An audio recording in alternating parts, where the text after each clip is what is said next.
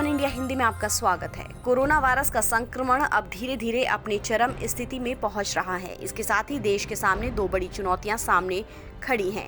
प्रधानमंत्री नरेंद्र मोदी और राज्यों के मुख्यमंत्रियों के साथ हुई बैठक में पीएम नरेंद्र मोदी ने कहा है कि धीरे धीरे कामकाज शुरू करना और इस बीमारी के फैलने को रोकना, ये दो मोर्चों पर बड़ी चुनौती है।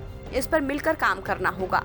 पीएम मोदी ने इस बात के भी साफ संकेत दिए हैं कि लॉकडाउन को एक ही बार में हटाया जाना संभव नहीं है।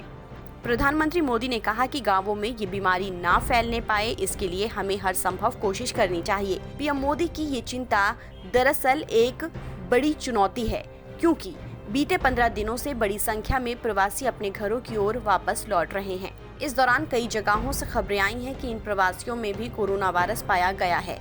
बीते कुछ दिन पहले महाराष्ट्र से उत्तर प्रदेश के बस्ती पहुंचे 7 प्रवासियों में कोरोना वायरस पाया गया है।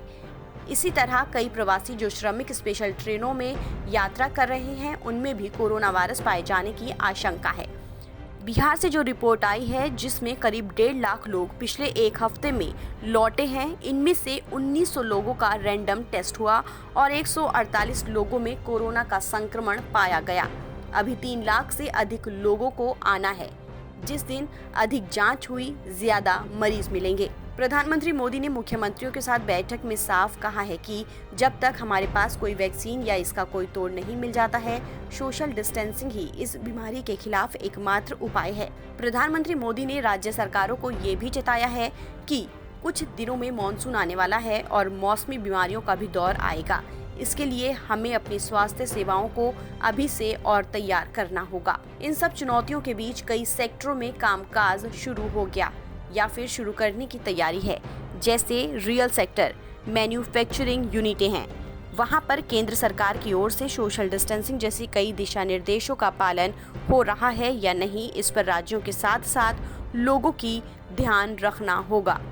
यहाँ एक बात और ध्यान में रखनी है।